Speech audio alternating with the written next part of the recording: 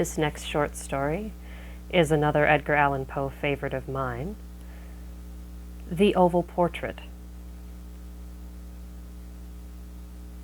The chateau into which my valet had ventured to make forcible entrance, rather than permit me, in my desperately wounded condition, to pass a night in the open air, was one of those piles of commingled gloom and grandeur which have so long frowned among the Apennines, not less, in fact, than in the fancy of Mrs. Radcliffe. To all appearance, it had been temporarily and very lately abandoned. We established ourselves in one of the smallest and least sumptuously furnished apartments. It lay in a remote turret of the building. Its decorations were rich, yet tattered and antique.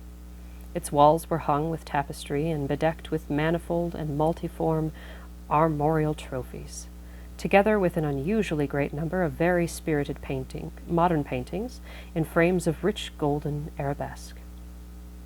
In these paintings, which depended from the walls not only in their main surfaces, but in very many nooks which the bizarre architecture of the chateau rendered necessary.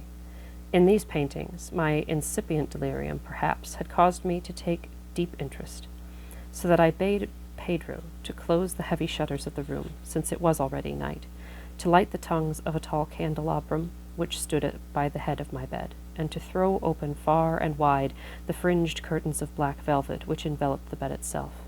I wished all this done that I might resign myself, if not to sleep, at least alternatively to the contemplation of these pictures and the perusal of a small volume which had been found upon the pillow, and which purported to criticize and describe them. Long I read, and devotedly I gazed. Rapidly and gloriously the hours flew by, and the deep midnight came. The position of the candelabrum displeased me, and outreaching my hand with difficulty, rather than disturb my slumbering valet, I placed it so as to throw its rays more fully upon the book. But the action produced an effect altogether unanticipated. The rays of the numerous candles, for there were many, now fell within a niche of the room, which had hitherto been thrown into deep shade by one of the bedposts. I thus saw, in vivid light, a picture all unnoticed before. It was the portrait of a young girl just ripening into womanhood. I glanced at the painting hurriedly, and then closed my eyes. Why I did this was not at first apparent even to my own perception, but while my lids remained thus shut, I ran over in my mind my reason for so shutting them. It was an impulse movement, to gain time for thought, to make sure that my vision had not deceived me, to calm and subdue my fancy for a more sober and more certain gaze. In a very few moments I again looked fixedly at the painting. That I now saw aright, I could not and would not doubt. For the first flashing of the candles upon the canvas had seemed to dissipate the dreamy stupor which was stealing over my senses, and to startle me at once into waking life. The portrait, I have already said, was that of a young girl. It was a mere head and shoulders, done in what is technically termed a vignette manner, much in the style of the favorite heads of Sully. The arms, the bosom, and even the ends of the radiant hair melted imperceptibly into the vague yet deep shadow which formed the background of the whole. The frame was oval, richly gilded, and filigreed in Moresque. As a thing of art, nothing could be more admirable than the painting itself, but it could have been neither the execution of the work nor the immortal beauty of the countenance which had so suddenly and so vehemently moved me. Least of all could it have been that my fancy, shaken from its half-slumber, had mistaken the head for that of a living person.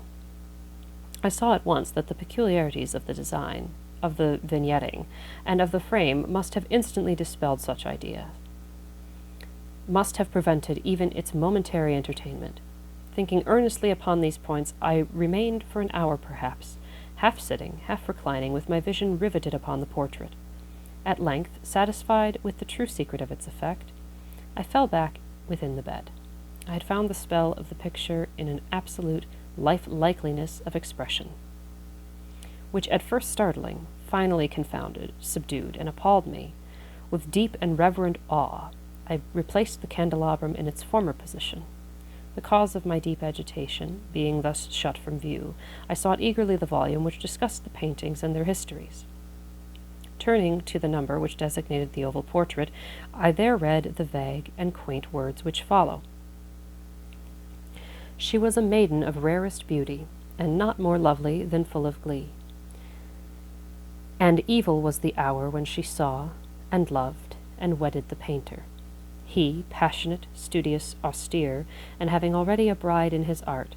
She, a maiden of rarest beauty, and not more lovely than full of glee, all light and smiles, and frolicsome as the young fawn, loving and cherishing all things, hating only the art which was her rival, dreading only the palette and brushes and other untoward instruments which deprived her of the countenance of her lover. It was thus a terrible thing for this lady to hear the painter speak of his desire to portray even his young bride, but she was humble and obedient, and sat meekly for many weeks in the dark, high turret chamber where the light dripped upon the pale canvas only from overhead. But he, the painter, took glory in his work, which went on from hour to hour and from day to day, and he was a passionate and wild and moody man who became lost in his reveries, so that he would not see that the light which fell so ghastly in that lone turret withered the health and the spirits of his bride, who pined visibly to all but him. Yet she smiled on, and still on, uncomplainingly, because she saw that the painter, who had high renown, took a fervid and burning pleasure in his task, and wrought day and night to depict her who so loved him, yet who grew daily more dispirited and weak. And in sooth, some who beheld the portrait spoke of its resemblance in low words, as of a mighty marvel, and a proof not less of the power of the painter than of his deep love for her whom he depicted so surpassingly well. But at length, as the labor drew nearer to its conclusion, there were admitted none into the turret, for the painter had grown wild with the ardor of his work, and turned his eyes from canvas rarely, even to regard the countenance of his wife.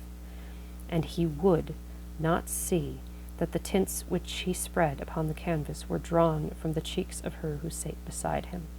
And when many weeks had passed, and but little remained to do, save one brush upon the mouth, and one tint upon the eye, the spirit of the lady again flickered up as the flame within the socket of the lamp.